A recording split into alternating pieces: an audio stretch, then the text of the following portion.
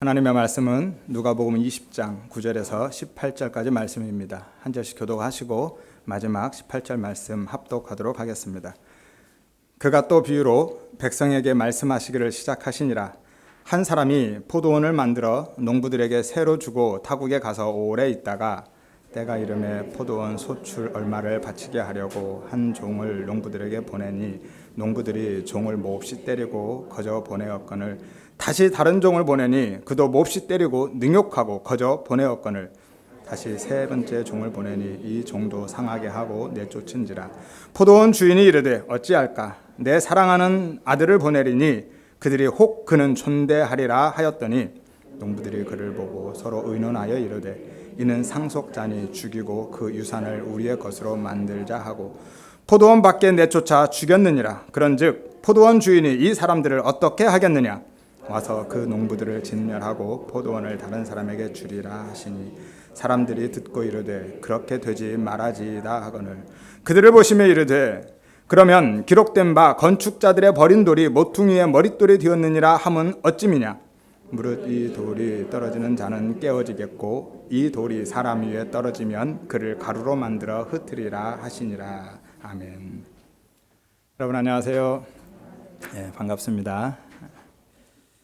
오늘 제 설교를 처음 들으시는 분은 지난 비유 설교들을 조금 들어보시기를 바랍니다. 왜냐하면 그래야 오늘 본문 중에서 사용되고 있는 단어나 용어들 혹은 문장들이 이해가 되실 것 같습니다. 본문은 일반적으로 악한 포도원 농부 비유라 그렇게 이야기를 하죠.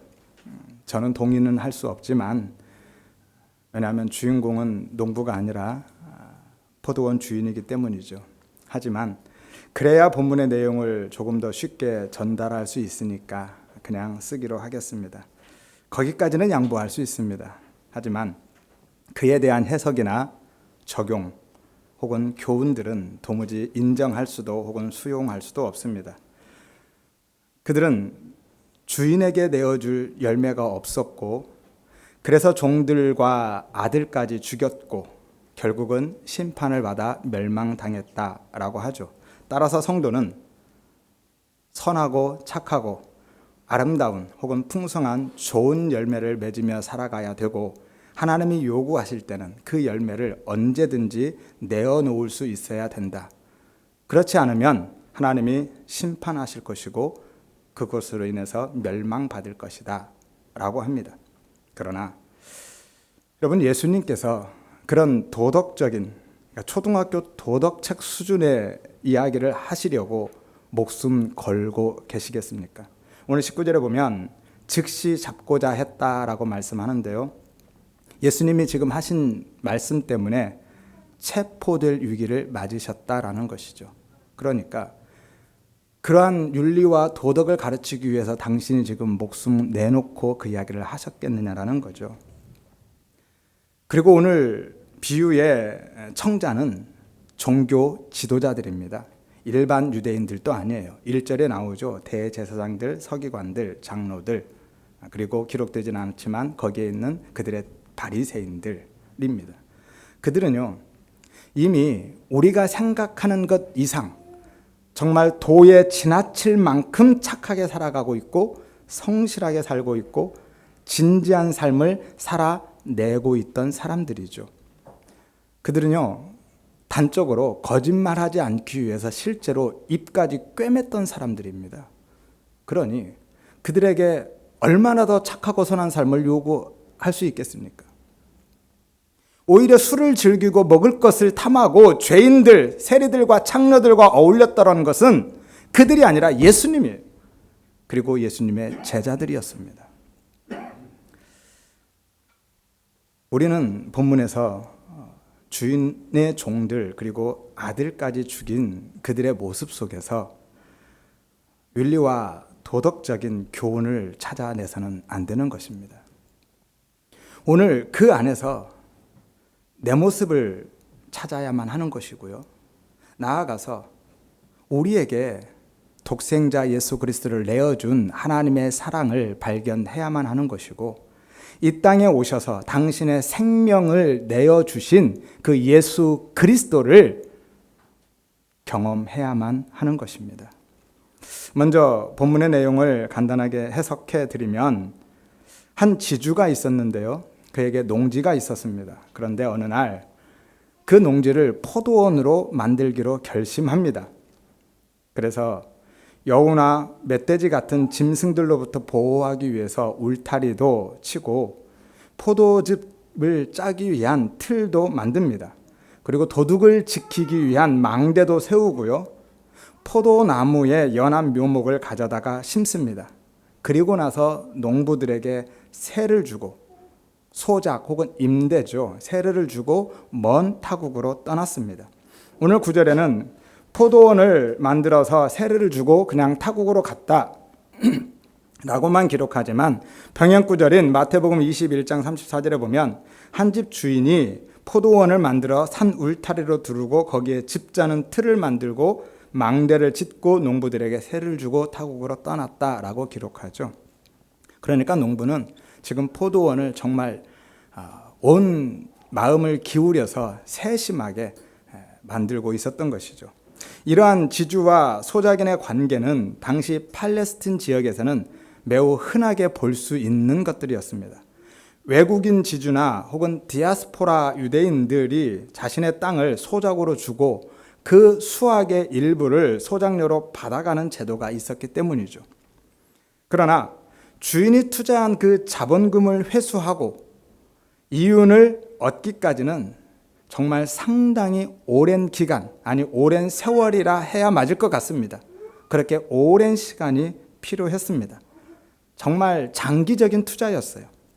왜냐하면 포도원을 준비하는데도 돈이 많이 들지만 포도원을 다 만들고 난 다음에도 그 다음에 곧바로 세를 받을 수 있는 상황이 아니기 때문이죠. 최소한 5년은 기다려야만 합니다. 그래야 소작료를 받을 수가 있어요. 왜냐하면 포도나무라는 것은 심은 지 5년 정도는 지나야 상품적 가치가 있는 열매가 맺히기 때문이죠. 그리고 게다가 이 주인 입장에서는 그냥 5년을 기다리기만 하면 되는 게 아니에요. 5년을 기다리는 동안에 포도원을 관리하는 관리비, 소작농들이 생활해야 되는 생활비까지 지원해야 되기 때문에 그동안에도 막대한 자금이 투자되는 것이죠. 그러니까 그 많은 돈을 다 회수하려면 소작료를 도대체 몇 년이나 받아야만 되겠습니까? 그러니까 장기적인 투자인 것이죠. 그러니 주인 입장에서는 그 첫 소작료를 받는, 세를 받는 그 5년을 얼마나 기다려왔겠습니까? 오늘 본문에 드디어 그날이 온 것이죠. 첫 열매를 거두어서 소작료를 받을 수 있는 그날. 그러니까 주인이 소작료를 받기 위해서 그래서 종들을 보냅니다. 그런데 정말 뜻밖의 상황을 맞닥뜨리게 되는 것이죠. 농부들이 당연히 내주어야 할 소작료를 내주지 않고 그 종을 심하게 폭행합니다. 그리고 빈손으로 돌려보내버려요. 그게 10절 말씀이죠. 그러자 주인이 다른 종을 보내는데 이어서 보내는 게 아니라 그 이듬해 보내는 겁니다. 그 이듬해 다시 추수 때가 되자 다른 종을 또 보내요. 그런데 농부들은 그 종도 똑같이 폭행합니다. 그리고 나서 한술 더 뜨죠. 능욕하면 모욕했다라는 거예요. 그게 11절 말씀입니다. 주인이 보낸 종을 모욕했다라는 것은 곧 주인을 모욕한 것이죠. 그리고 또 그 다음에, 그러니까 3년째가 되던 해에 주인이 다시 종들을 보냅니다. 그리고 그 종도 그 농부들은 심하게 폭행을 하는데 이번에는 상처까지 냅니다. 상하게 했습니다. 부상을 입힌 것이죠. 그리고 내쫓아버립니다. 그래서 스스로의 발로 걸어가는 정도의 내쫓음이 아니라 그들이 강제로 집어 던진 거예요. 그게 12절 말씀이죠. 오늘 본문을 보면 소작농들의 그 악행이 정말 갈수록 점입가경이죠. 강하게 진전되는 것을 볼 수 있어요. 처음에는 폭행만 했죠. 그 다음에는 폭행을 하고 모욕을 합니다. 그리고 그 다음에는 상처를 내서 내쫓습니다. 그냥 쫓겨나간 게 아니라고 그랬죠. 죽도록 패서 시체처럼 집어 던졌다라는 것을 의미하죠. 그래서 병행구절은 마가복음 12장에 가면 실제로 그 종들을 죽였다라고 기록하고 있는 겁니다. 본문에는 매년 한 사람씩 보낸 것으로 되어 있지만 역시 병행구절은 마태복음 21장이나 마가복음 12장에 보면 매년 여러 사람을 계속 보낸 걸로 되어 있습니다. 마가복음 12장 5절이죠. 또 다른 종을 보내니 그들이 그를 죽이고 또 그 외에 많은 종들도 더러는 때리고 더러는 죽인지라 라고 기록하고 있습니다. 예수님이 오시기 전에 하나님께서 먼저 앞서서 수없이 많은 선지자들을 보내셨거든요. 그런데 이스라엘 백성들은, 유대인들은 그들을 폭행하고 능욕하고 내쫓아버렸습니다. 그리고 그들을 죽였던 것이죠. 그래서 마태복음 23장 34절에 말씀합니다. 내가 너희에게 선지자들, 지혜 있는 자들, 서기관들을 보냈는데 너희가 더러는 죽였고 십자가에 못 박았고 더러는 채찍질했고 더러는 온 동네를 쫓아다니면서 박해했다라고 말씀하고 있는 것이죠. 그런데 왜 그랬을까요? 도대체 이 종들은 왜 그렇게까지 했느냐라는 것이죠. 왜냐하면 이유는 하나입니다. 그 포도원에 대한 욕심 때문이에요. 그 포도원을 취하고 싶은 것이죠. 탈취하고 싶은 겁니다. 그게 14절 말씀이죠. 당시 유대인의 법에 의하면 지주가 3년 연속 소작인에게 소작료를 받지 않으면 그 땅이 소작인의 소유가 되는 법이 있었거든요. 왜냐하면 당시에는 전쟁도 많았고요. 질병도 많아서 사망률이 높았기 때문에 실제로 3년 정도 소작료를 받지 않았다는 것은 그 주인이 이미 죽었거나 존재하지 않는다라는 것을 의미하기 때문에 실제로 소유주가 없을 경우에는 그 땅을 지금 경작하고 있는 사람에게 그 땅이 돌아가게 되어 있던 것이거든요. 그러니까 3년 동안 소작료를 받아내지 않으면 지주가 사망한 것으로 간주되고 그 소작인에게 그 소유권이 넘어가게 되는 거예요. 따라서 주인은 자신의 소유권을 주장하기 위해서라도 내가 살아있다라는 것을 주인이 엄연히 존재한다라는 것을 증명하기 위해서라도 반드시 3년 내에 그 소작료를 받아내야만 했던 거예요. 그래서 주인이 계속해서 종을 보냈던 것이고요. 여러 명의 종을 계속 보냈을 뿐만이 아니라 결국 아들까지 보낸 거예요. 그게 13절 말씀이죠. 사실 이쯤 되면 아들을 보낼 게 아니라 누구를 보내야 되겠어요? 무장한 사병을 보내야 되겠죠. 아니면 당국에 고발해서 관군을 보내야만 합니다. 그래서 그들을 체포하고 그에 합당한 벌을 줘야 되죠. 응징해야만 하는 겁니다. 이 주인은 충분히 그럴 힘이 있는 사람이에요. 구약에서 하나님은 그렇게 하셨습니다. 애굽의 바로가 하나님이 보낸 종 모세를 거절하고 매번 속이고 그리고 모욕하자 하나님은 어떻게 하셨습니까? 죽음의 사자를 보내죠. 그래서 애굽의 모든 장자, 사람뿐만이 아니라 짐승의 첫 것까지 다 죽이십니다. 이게 10번째 재앙이었잖아요. 이사야서 5장에 봐도 하나님께서 극상품 포도나무를 심었는데 이스라엘 백성들이 들포도만 맺어버리자 그 포도원을 어떻게 하십니까? 철저하게 파괴하십니다. 그리고 파멸시켜버려요. 이사야서 5장 1절에서 7절에 이렇게 말씀합니다.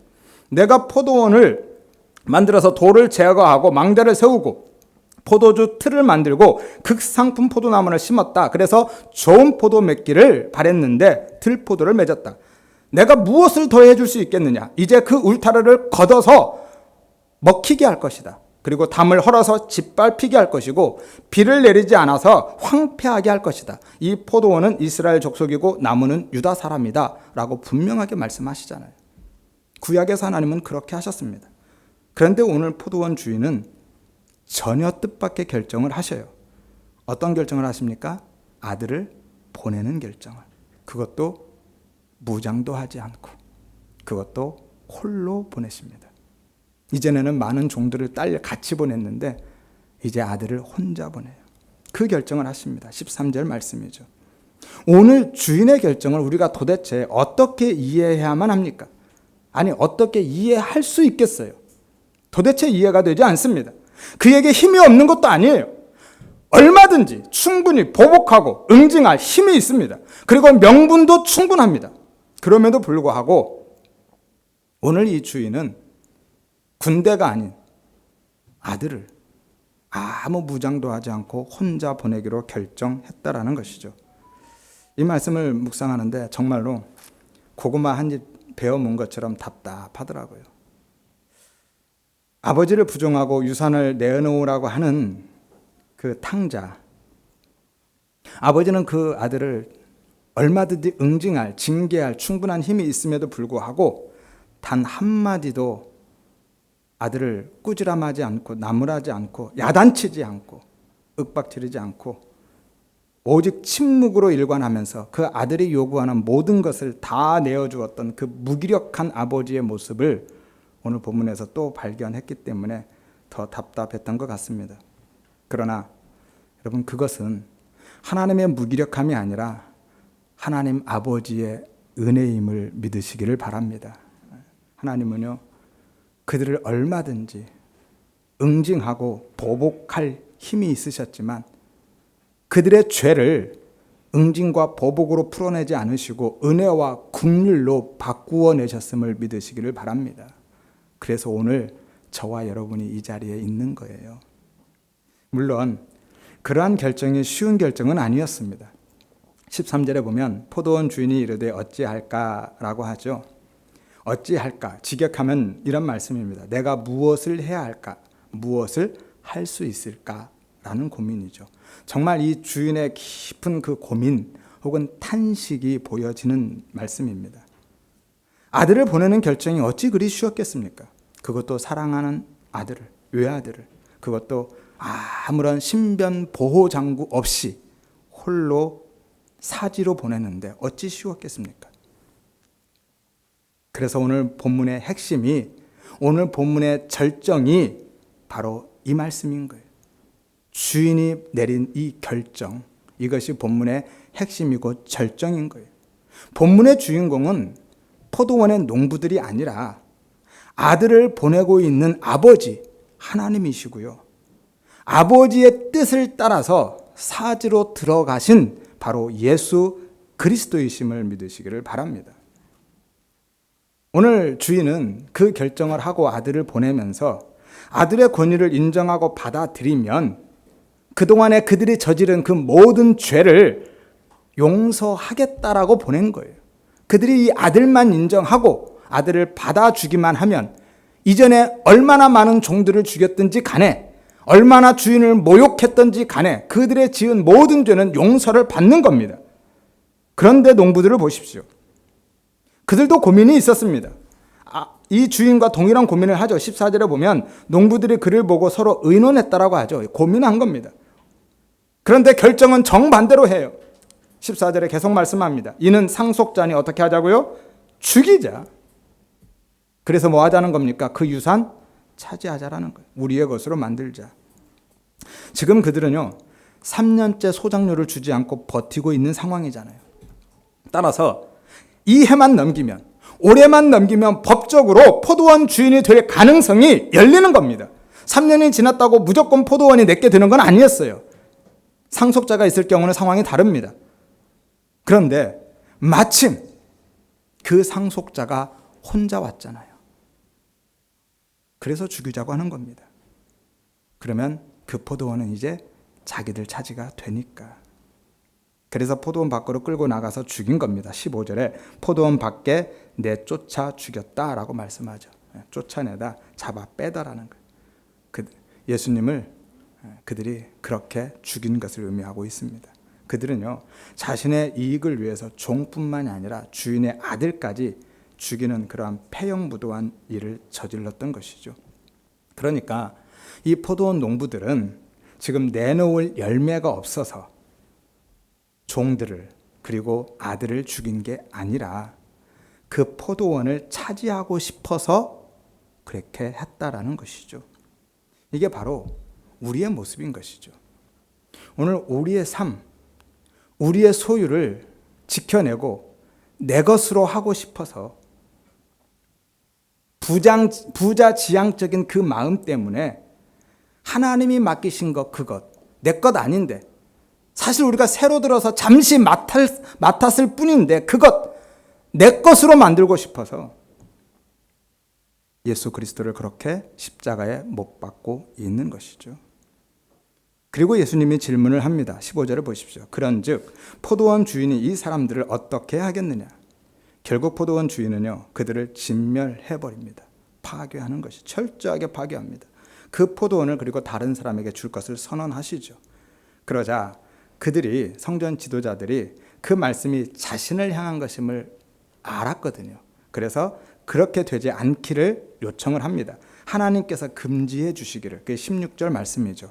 왜냐하면 그들은 아까 읽어드린 이사야에서 그 5장 말씀을 너무나도 잘 알고 있었기 때문에, 하나님이 극상품 포도나무를 심었는데 들포도만 맺어서 하나님께서 울타리를 다 걷어버리고 그래서 먹히게 하고 담을 헐어서 짓밟히게 하고 비를 내리지 않아서 황폐하게 하게 하겠다라는 그 말씀을 이들이 너무 잘 알고 있었기 때문에 그렇게 되지 않기를 구했던 거죠. 그러자 예수님께서 시편 118편 22절 말씀을 통해서 대답하십니다. 17절 말씀이죠. 기록된 바 건축자들이 버린 돌이 모퉁이의 머릿돌이 되었다라고 말씀하죠. 이 모퉁이의 머릿돌이라는 것은요, 건물 벽의 기초석 혹은 주춧돌을 의미합니다. 우리나라 그 건물 지을 때 뭐 이렇게 붙여놓는 그런 머릿돌이 아니라요, 건물의 두 벽을 연결하는, 그래서 건물의 모든 무게를 지탱하고 버티는 매우 크고 단단한 돌이죠. 이미지 한번 띄워주시죠. 이 돌입니다. 보이시죠? 저 모퉁이, 벽과 벽을 이어가는 큰 돌이요. 저게 머릿돌입니다. 이게 기초석이고요. 주춧돌이죠. 이미지는 됐습니다. 그러니까 그 건축자들이, 유대 지도자들이 쓸모없다고 버린 돌, 바로 예수 그리스도죠. 그 돌이 교회의 머릿돌, 교회의 기초석이 되었다라고 말씀하고 계신 것이죠. 따라서 그들은요, 결국 주인의 아들을 죽임으로써 멸망을 자처한 패역한 소장농이라고 말씀하고 계신 것이고요. 머릿돌을 알아보지 못하고 내다 버려버린 어리석은 건축자들이다라고 예수님이 말씀하고 계신 거예요. 그리고 나서 이사야서 8장 말씀, 8장 14절에서 15절 말씀인데요. 그 말씀을 인용해서 심판을 선언하십니다. 그게 18절 말씀이죠. 무릇 이 돌 위에 떨어지는 자는 깨지겠고 이 돌이 사람 위에 떨어지면 그를 가루로 만들어 흩을 것이다. 따라서 그들의 심판, 그들의 멸망은요, 그들이 좋은 열매, 착하고 선한 열매를 내어놓지 못해서 당한 것이 아니라 아들을 받아들이지 않아서 심판을 당한 겁니다. 예수 그리스도를 내다 버려서 그 심판과 멸망을 당하는 거예요. 우리의 구원도 마찬가지입니다. 이 땅에서 착하고 선하게 살아서 구원을 우리가 얻어내는 것이 아니라, 그렇게 살지 못해서 천국까지 못하는 것이 아니라 예수 그리스도를 받아들이지 않아서 천국에 못 가는 것이고 심판을 받고 지옥에 떨어지는 겁니다. 예수 그리스도를 받아들이면 하나님 나라에 들어가는 것이죠. 받아들이기만 하면 모든 것의 용서가 그 안에 포함되어 있다니까요. 그러자 그들이 예수님을 그 자리에서 체포하려고 합니다. 왜냐하면 자기들 들으라고 한 이야기인 줄 알았기 때문이죠. 19절에 보면 서기관들과 대제사장들이 예수의 이 비유는 자기들을 가리켜 말씀하심인 줄 알고 즉시 잡고자 하되 라고 말씀하죠. 즉시 잡고자 하되. 이 잡고자가 죄수를 끌고 가기 위해서 붙잡을 때, 체포할 때 사용하는 단어이거든요. 당장에 잡아들이고 싶어하는 그들의 마음이 여실히 드러나는 것이죠. 그러나 체포하지 못한 것은 뭐 때문이에요? 백성을 두려워하더라라는 것이죠. 그때까지만 해도 백성들이, 그 유대인들이 예수님을 선지자로 여겼고 그렇게 따랐기 때문에 그들 무서워서 못한 거예요. 돌 맞을까 봐서. 오늘 말씀에 등장하는 이 포도원 농부들을 보면서 제일 먼저 떠오른 생각이 무엇인 줄 아십니까? 여러분들은 이 농부들을 보면서 무슨 생각을 하셨습니까? 아니면 누가 생각나셨습니까? 저는요, 이 말씀을 보면서 오늘 우리의 교회의 모습이 오버랩돼서 보였습니다. 뿐만이 아니라 오늘 우리의 모습, 아니 바로 제 모습이 그 안에서 투영돼서 보였습니다. 예수를 믿는다 하면서도, 예수를 받아들였다 하면서도, 그러니까 구원받았다 하면서도 그 예수를 받아들인 삶이 아니라, 믿는 삶이 아니라 내 나라, 내 포도원을 지켜내기 위해서, 더 견고하게 하기 위해서 이 나라는 우상을 챙기기 위해서 여념이 없는 내 모습.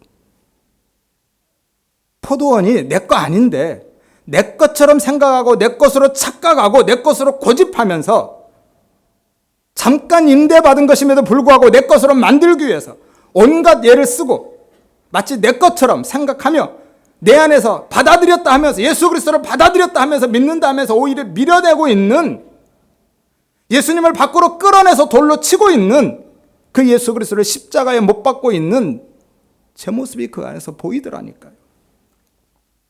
만일 2000년 전에 그들에게 오신 예수님이 오늘 우리에게 다시 오셔서 똑같은 요구를 하신다면 과연 우리는 그 예수님을 기쁘게 맞이하고 예수님이 원하는 것을 기꺼이 내어드릴 수 있을까요?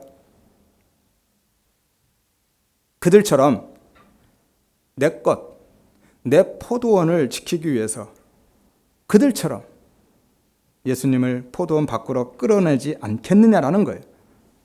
그들은 정치적인 메시아를 기대했거든요. 로마 제국으로부터 해방시켜줄 왕으로서의 메시아, 그 메시아를 기대했는데 예수님이 그들의 기대에 부응하지 못했습니다. 그들을 실망시켰죠. 그러자 그들이 어떻게 했습니까? 크루스파이를 외치잖아요. 십자가에 못 박으십시오. 그렇다면 오늘 우리는 예수를 받아들인 게 아닌 것이죠. 예수를 믿는 게 아닌 것입니다. 예수를 믿는 것이 아니라 나를 믿는 거죠. 나를 위해서 예수님을 받아들인 게 아니라 빌려온 거예요. 예수가 아니라 예수의 힘을 빌려오고 싶은 겁니다. 이게 우리의 실체인 거죠. 그분의 은혜 앞에서 티끌이 되지 못한 인간들은 자신의 가치를 무시하고 자기의 가능성을 다 부정하고 자신의 이익을 빼앗아가는 존재는 누구라도 용서할 수가 없는 것입니다. 비록 그가 예수라 할지라도 용서가 되지 않아요. 그래서 유대인들이 예수를 십자가에 못 박아 죽였다니까요. 그들의 기대, 그리고 그들의 이익과 반하니까. 그들은 힘있는 군주, 왕으로서의 메시아가 필요했는데 예수님은 무력한 종의 모습으로 서 있으셨거든요. 그렇게 사셨거든요. 그래서 무력한 종은 그들에게 필요가 없었던 겁니다.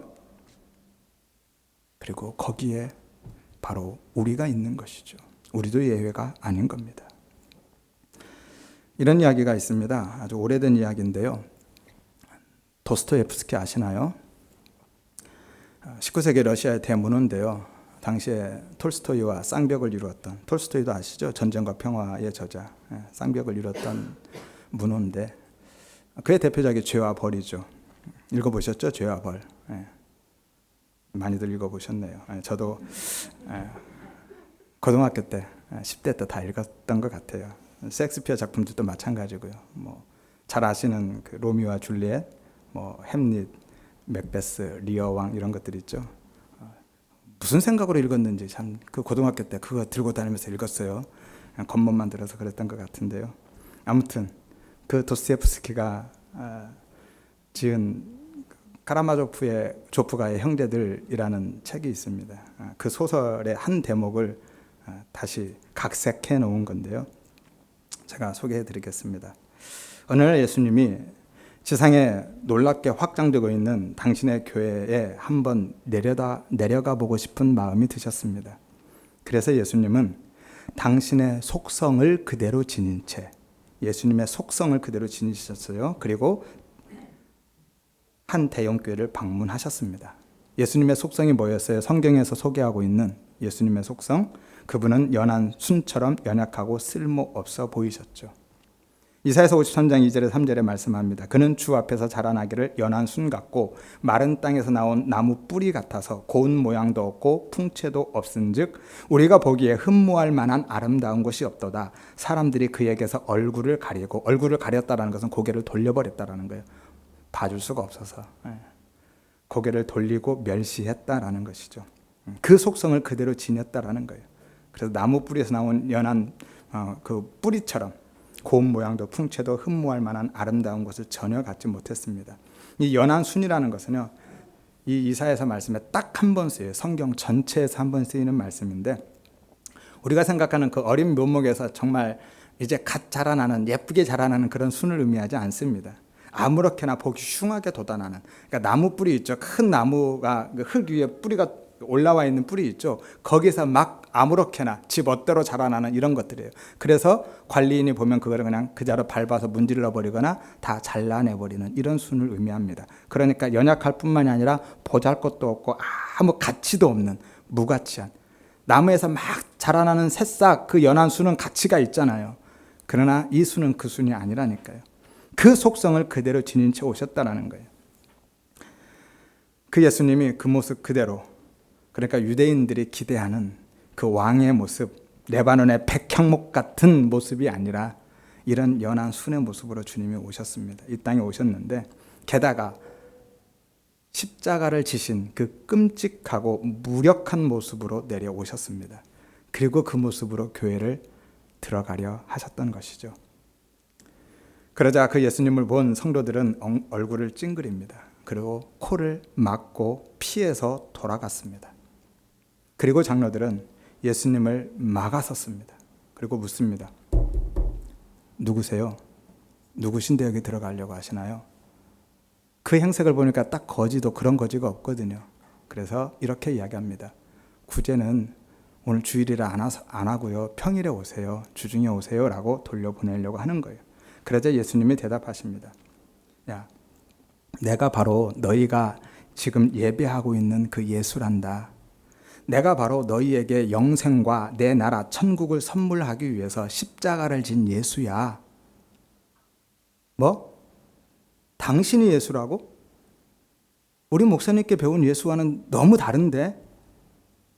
당신이 그런 꼴을 하고 어떻게 우리의 기도와 우리의 소원을 들어줄 수 있단 말이야?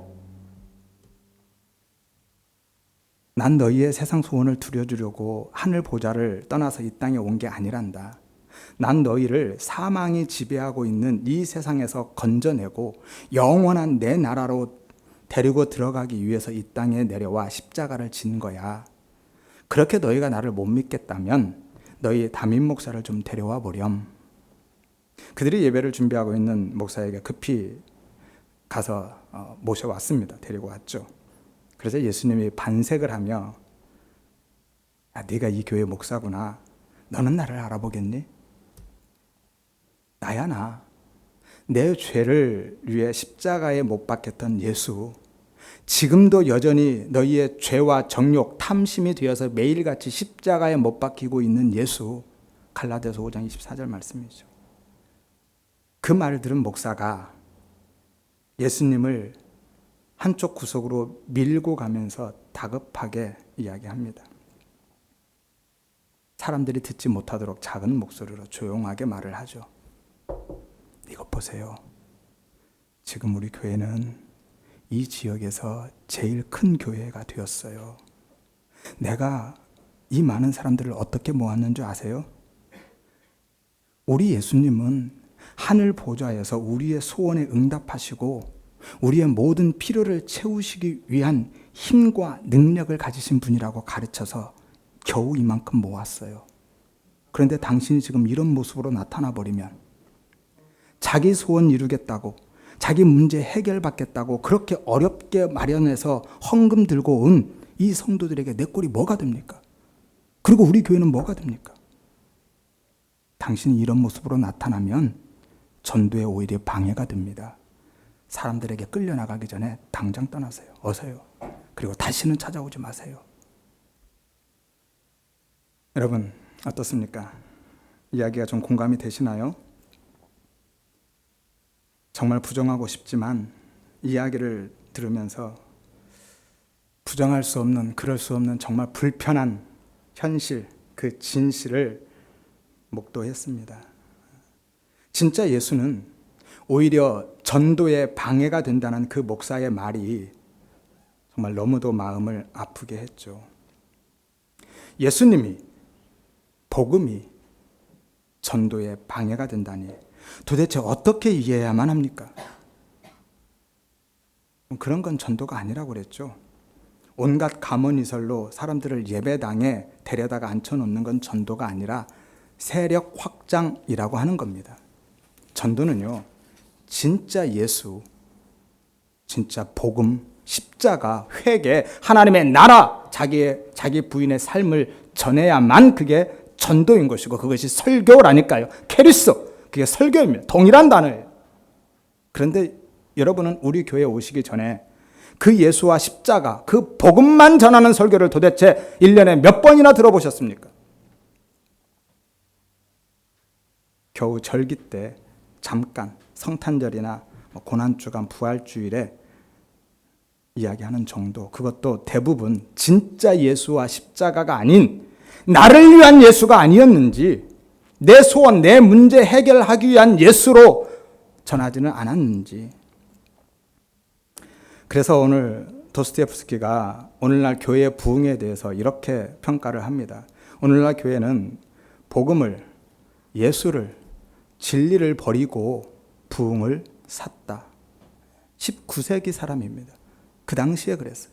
그런데 지금은 어떠하겠습니까?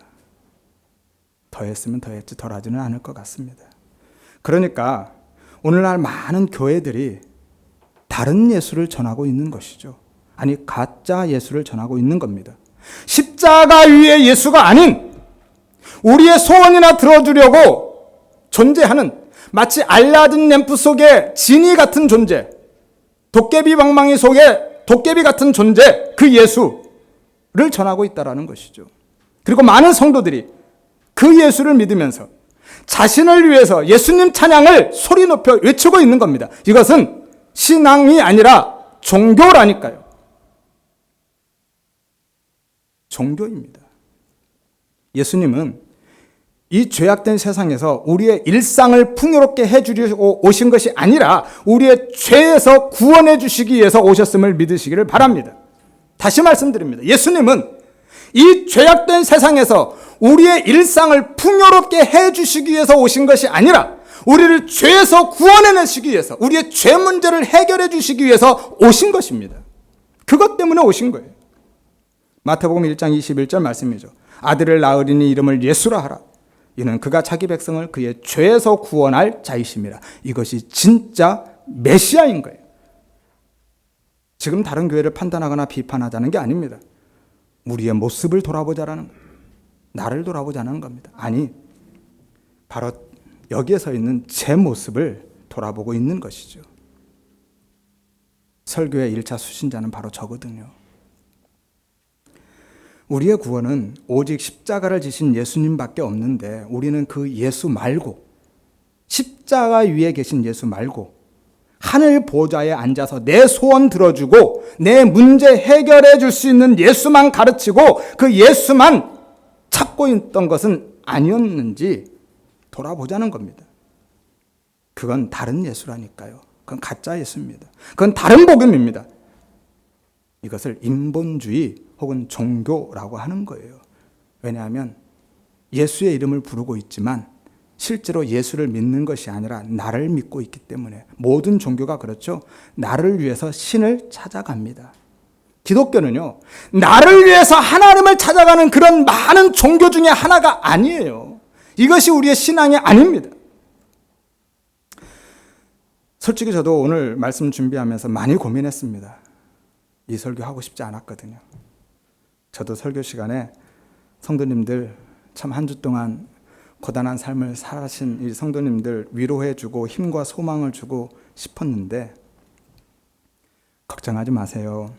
다 잘 될 거예요. 하나님이 도와주실 거예요. 힘내세요. 그렇게 말씀드리면 얼마나 좋겠습니까? 그러나 예수님은요, 이렇게 말씀하십니다. 내가 불을 땅에 던지러 왔고 지금 그 불이 이 땅에 붙었다. 내가 화평을 주러 온 줄 아느냐? 검을 주러 왔다. 회개하라. 주님은 그렇게 말씀하세요. 지금 회개하지 않으면 너희가 이 불붙은 이 세상에서 심판을 받을 것이다. 그러니 어찌 다른 말을 할 수 있겠느냐라는 거예요. 그렇게 임박한 심판의 불을 외면하고 내 자신을 속이고 어찌 성도님들에게 평안하다, 평안하다 그렇게 할 수 있겠습니까? 그렇게 하면 결국 저도 바리새인들처럼 천국 문을 닫아버리고 나도 들어가지 않고 다른 사람도 못 들어가게 하고 배나 더 지옥 백성 만들고 그리고 결국은 지옥의 심판을 받게 될 것인데, 그래서 다른 예수, 다른 복음을 전할 수 없는 겁니다. 마태복음 23장 33절 말씀이죠. 뱀들아, 독사의 새끼들아. 한마디로 마귀 새끼들이라는 거죠. 바리새인들, 종교 지도자들을 향한 말씀입니다. 뱀들아, 독사의 새끼들아, 이 마귀 새끼들아, 내가 어떻게 지옥의 판결을 피하겠느냐. 예수님이 왜 이 말씀을 하실까요? 왜요? 그들이 거짓 선지자니까. 그들이 지금 이렇게 이야기하고 있으니까요. 평안하다. 아무 일 없을 거야. 괜찮아. 예레미야 23장 15절에서 17절에 같은 말씀이 있죠. 보라, 내가 그들에게 쑥을 먹이고 독한 물을 마시게 할 것이다. 이 쑥은 우리의 쑥이 아니라 독초를 이야기합니다. 먹으면 죽는 거예요. 독한 물은 역시 독약을 의미합니다. 그래서 치명적인 심판을 선언하고 계십니다. 내가 그들에게 쑥을 먹이고 독초를 먹일 것이고 독약을 마시게 할 것이다. 심판을 선언하시는데, 그런데 너희 선지자들은 너희가 평안할 것이다. 재앙이 너희에게 임하지 아니할 것이다 라고 했다. 그래서 29절에 32절에 말씀합니다. 그들에게 심판을 선언하셔요. 내 말이 불같지 아니하냐? 바위를 쳐서 부스러뜨리는 방망이 같지 아니하냐? 내 말을 도둑질하는 선지자들을 내가 칠 것이다. 혀를 놀려 여호와가 말씀하셨다 하는 여호와가 말씀하지 아니하셨다는 선지자들을 내가 칠 것이다. 거짓 꿈을 예언하여 이르되 거짓과 헛된 자만으로 내 백성을 미혹하게 하는 자를 내가 칠 것이다. 그 거짓 선지자들을 심판하겠다라고 하나님이 선언하십니다. 여러분, 십자가 위의 예수가 아닌 다른 예수, 다른 복음에 속지 마시기를 바랍니다. 예수님은요, 우리의 삶의 문제가 아닌 죄 문제를 해결하기 위해서 오셨고, 그래서 십자가를 지셨다니까요. 고린도후서 11장 2절에 4절에 말씀합니다. 고린도 교회를 향해서 바울이 책망하는 내용인데요. 내가 너희를 정결한 처녀로 한 남편인 그리스도께 중매하려고 열심을 냈다. 그러나 뱀이 그 관계로 하와를 미혹한 것 같이 너희의 마음이 그리스도에게서 떠나 부패할까 두려워한다. 왜? 만일 우리가 전한 예수가 있는데 너희는 지금 다른 예수를 전파하고 있는 사람들이 있고, 너희에게 다른 영을 받게 하는 사람이 있고, 너희가 받지 않은 다른 복음을 받아서 너희가 수용했기 때문이다 라고 바울이 책망하는 거예요. 그러니까 고린도 교회 성도들이 다른 예수, 다른 영, 다른 복음을 받아들여서 진짜 신랑 되신 예수 그리스도를 떠나가고 있었다라는 거예요. 그들이 떠나서 어디로 갔습니까?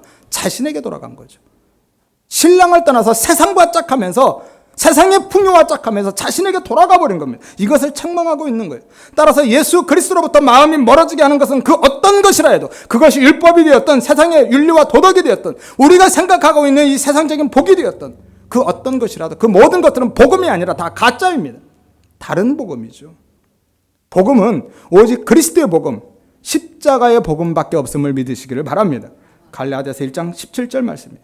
7절 말씀이죠. 갈라디아서 1장 7절 말씀입니다.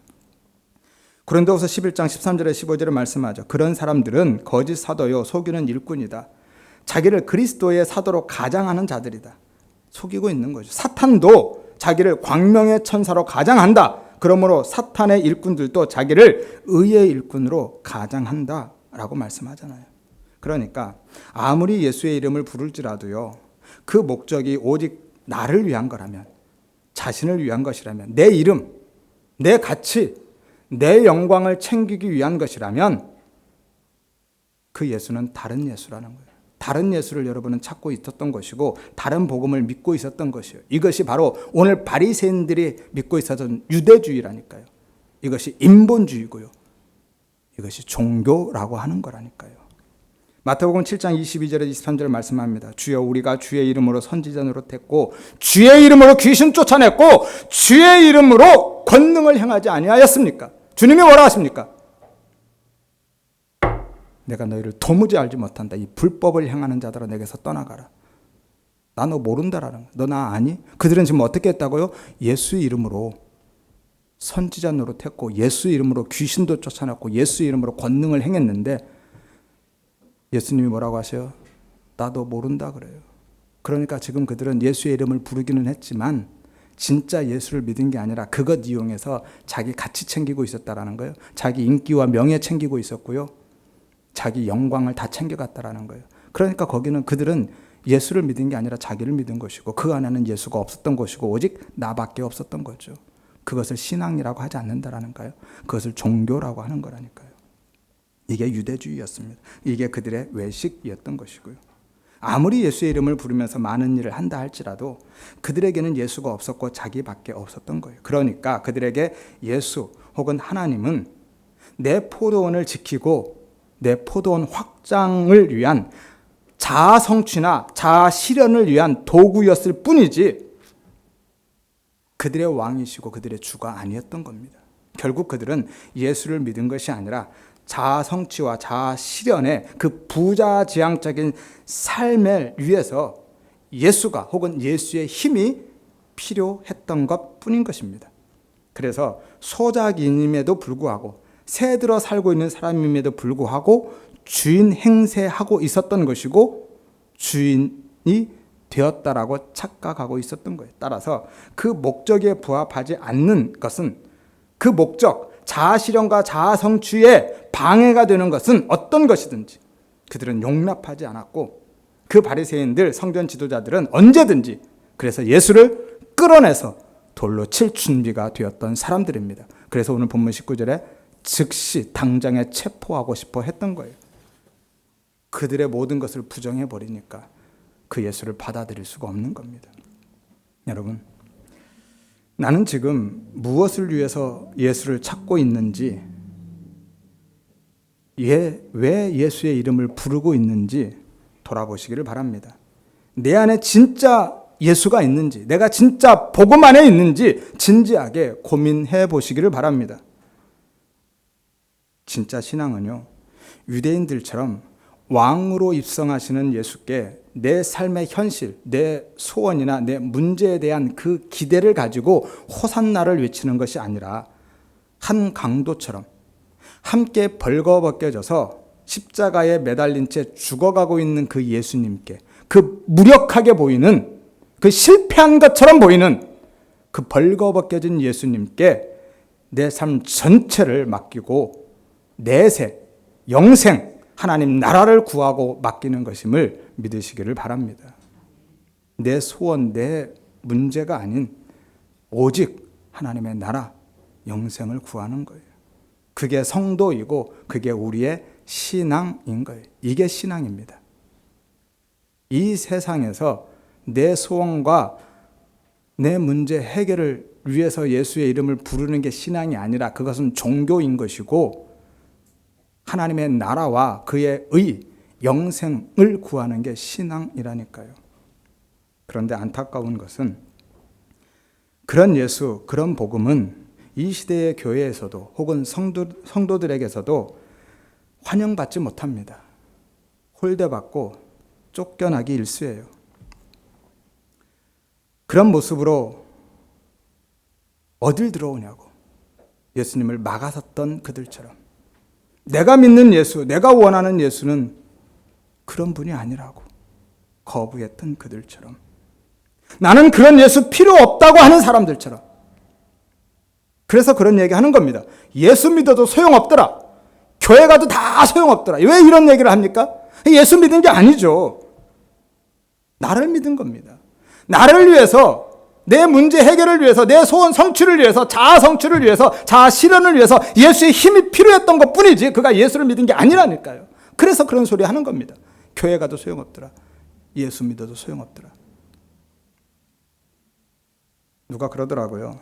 청빙받아서 간 교회에서 예수만 전하면 복음만 전하면 3년 안에 쫓겨난다고요.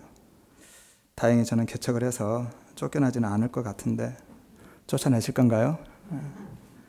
그래 주시면 저야 사실 감사하는데요. 하고 싶어서 하는 게 아니라서. 잠시 곁길로 갔는데 여러분 우리 교회에 오신 이상 저에게서 예수, 십자가, 하나님의 나라 외에 다른 설교를 기대하시는 것은 일찌감치 접으시기를 바랍니다. 아무튼 오늘날 많은 성도들이 하나님을 왕이라고 부르지만 그것도 만왕의 왕이라고, 예수님을 주님이라고 부르지만 그것도 만유의 주라고 부르지만 실제로는 내가 주인 행세하고 있지는 않나요? 내가 주인이 되어서 내 소원 성취를 위해서 하나님은 단순히 그 힘을, 그 능력을 공급하시는 종처럼 내가 부리고 있지 않느냐라는 거예요. 그래서 예수님이 내가 올 때 세상에서 믿음을 보겠느냐라고 탄식하신 거예요. 근데 지금 어느 시대예요? 말세, 그것도 지말이잖아요. 말세의 끝을 살아가고 있는 우리인데 이 시대에 놀랍게도 교회가 정말 많습니다. 놀랍게도 성도들이 정말 많아요. 작년 통계청 자료를 보니까 개신교가 아직도 20%더라고요. 아직도 계속 조금씩 줄어가고는 있는데 천주교 빼고 개신교만 20%, 우리나라에서 약 1,000만 정도 되는 거죠. 그러면 둘 중에 하나가 아닐까요? 예수님 말씀이 틀렸던지 아니면 그들이 믿는 자가 아니든지. 제가 볼 때는 그렇습니다. 말세에 내가 올 때 믿는 자를 보겠느냐 하시는데 지금 믿는 자가 엄청 많잖아요. 뭐가 틀렸을까요? 여러분 생각해 보십시오. 어떻게 진짜 예수가 전해지는데 사람들이 벌떼처럼 몰려올 수 있습니까? 어떻게 진짜 복음이 선포되는데 모두가 알아듣고 즐거워하고 행복해할 수 있겠느냐라는 거예요. 진짜 예수가, 진짜 십자가가 전해지면 사람들이 외면하고 떠나가는 게 정상이라니까. 오늘 바리새인들처럼, 당시의 유대인들처럼 끌어내서 돌로 때려 죽이고 십자가에 못 박는 게 정상인데 오늘 사람들은 교회에 벌떼처럼 몰려들어요. 그리고 그 설교를 너무 좋아하고 너무 즐거워하고 행복해합니다. 모두가 알아들어요. 여러분 진짜 예수 십자가가 전해지면 복음이 선포되면 택한 백성 외에는 못 알아듣는다고 했죠. 여기 계신 분들은 다 알아들을 것이라고 믿고 싶지만 못 알아듣는 분들 계실 수밖에 없습니다. 마음이 둔해지는 것이고요. 눈과 귀가 막혀서 진짜 복음이 전해지면 못 알아듣는 거예요. 알아듣는 백성들도요. 사실 그 마음이 기쁘고 행복하지만은 않습니다. 복음이 제대로 선포되면 아픈 거예요. 힘듭니다. 어찌할까 하는 탄식이 나오는 겁니다. 왜? 진짜 우상으로 존재하고 있는 내가 해체되어지고 부정되어지니까 아픈 거예요. 힘들 수밖에 없는 것이죠.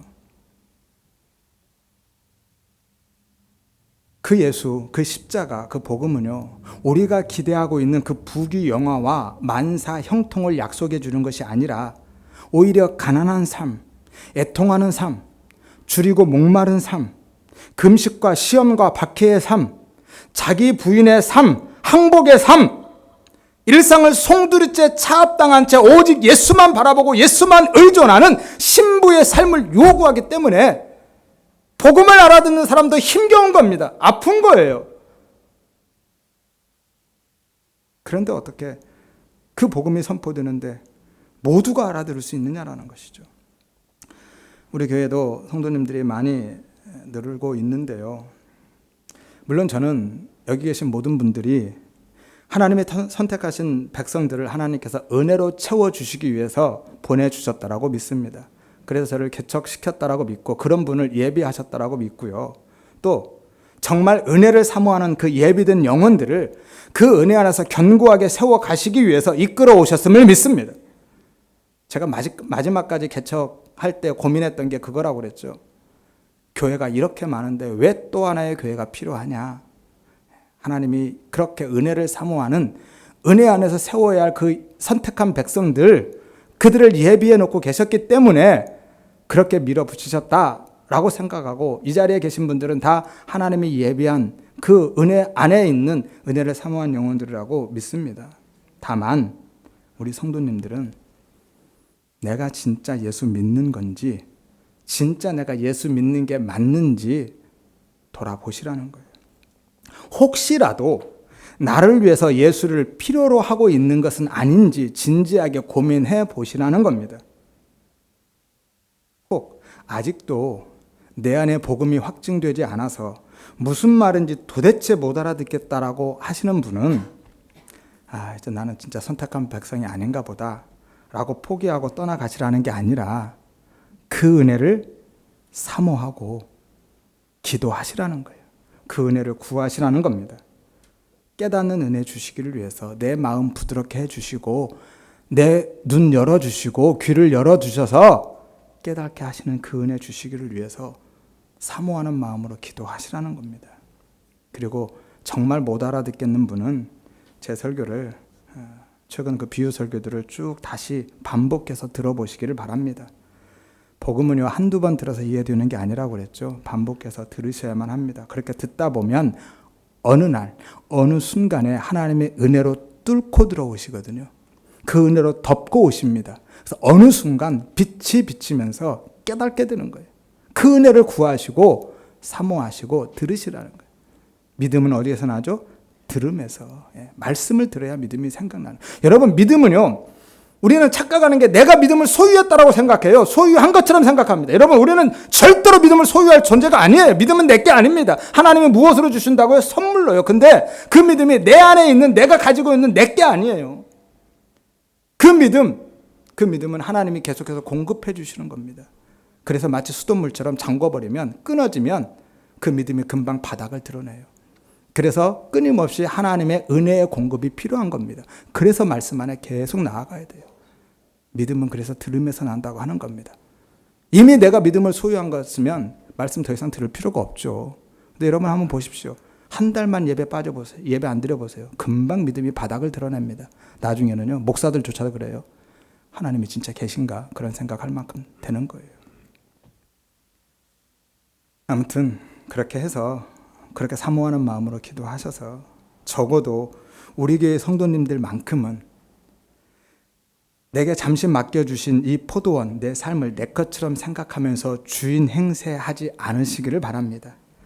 또한 오직 내 나라, 내 포도원, 내 삶을 확장하고 견고히 하기 위해서 예수의 이름을 부르거나 예수의 힘을 이용하려 하지 않으시기를 바랍니다.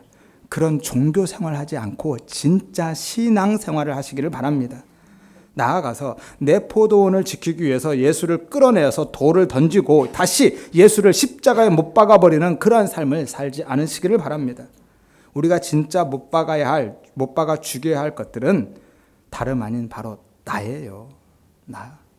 갈라디아서 5장 24절, 그리스도 예수의 사람들은 육체와 함께 그 정욕과 탐심을 십자가에 못 박았다라고 말씀하죠. 육체는 옛사람 자아를 이야기합니다. 나를 이야기해요. 이 정욕은 인간관계에서 얻어지는 그 만족, 그 힘을 이야기합니다. 하나님과의 관계에서 얻어지는 게 아니라 인간관계에서 맺어지는, 그게 가족이 되었건 다른 무엇이 되었건 그 관계 속에서 주어지는 힘과 그 만족함, 그것을 정욕이라고 하는 거예요. 탐심은 욕망, 자기 숭배입니다. 그래서 탐심이 우상 숭배라고 하죠. 아무튼 그런 것들을 못 박는 거예요. 그런데 우리는 오히려 그것을 목표로 삼아서 살아가고 있지 않느냐라는 거예요. 이것을 신앙이라고 생각하면서 예수님은 우리의 정과 우리의 욕심을, 탐심을 십자가에 못 박아야 된다 하는데 우리는 그것을 목표로 살아가면 정반대로 가고 있는 거잖아요. 신앙이 아니잖아요. 육체를 위해서 그 정과 욕심을 끌어안고 예수의 이름을 부르고 있지 않느냐라는 거예요. 여러분, 우리 교회 성도님들만큼은 진짜 예수, 십자가를 지신 그 예수의 이름을 부르고 오직 복음 안에서 살아가시기를 주의 이름으로 축원드립니다. 오직 그 은혜를 구하시기를 바랍니다. 하여서 주인 행세하는 삶이 아니라 진짜 청지기의 삶, 자기 부인의 십자가를 지고 가는 자기 부인의 제자의 삶, 오직 예수만 바라보고 예수만 의존하는 신부의 삶, 그리고 예수만 드러내고 예수만 높이는 깨어있는 증인의 삶을 살아가시기를 주의 이름으로 축원드립니다.